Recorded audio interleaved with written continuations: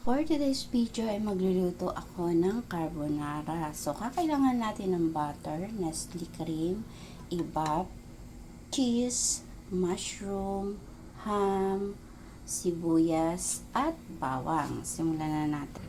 Habang ako ay nagpapainit o nagpapakulo ng para sa pasta, magigisa na ako dito ng aking mga gagawin para sa akin sauce. Una ay magpapainit ako ng mantika at then lalagyan ko siya ng butter.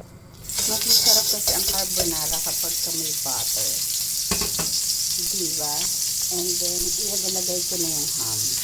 Lilipat ako nito hanggang sa maluto yung ham. At dito naman sa tubig, syempre lalagyan natin yun ng salt lang and oil.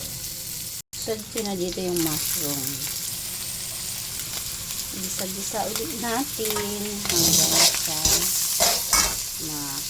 tapos naman ay may lalagay ako ng Nestle cream.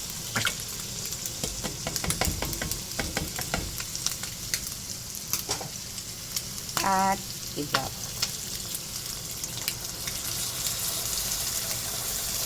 Tapos gisan lang natin yan ng salt and pepper according sa taste na gusto natin.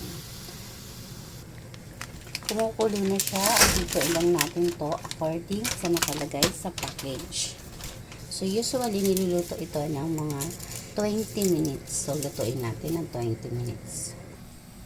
Ang nakalagay pala dito ay 8 lang, 8 minutes to 8 to 9 minutes. Mali pala akong 20. So, importante na babasahin natin mga nakalagay ditong procedure para hindi nalabsak yung ating pasta.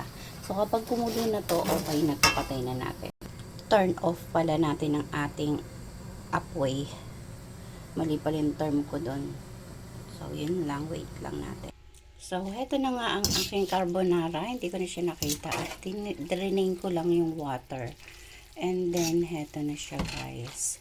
Yung cheese, ilalagay ko dito sa ibabaw. Kasi mas gusto naman ako yung cheese ay nasa ibabaw lang. So, ayan na siya guys. So easy, so yummy, and thank you for watching. Absorb na lang yung sauce niyan. Yung iba naglalagay ng cornstarch. Pero nang trinay ko siya, ayun yung mga anak ko kasi nagdidikit-dikit. Gusto nila yung ganyan. Yung sauce ay ganyan lang siya. So, yun lang. Hope you like it. Kayo, paano ba magluto ng carbonara? Share nyo naman. Parang pag-aralan ko din. Bye!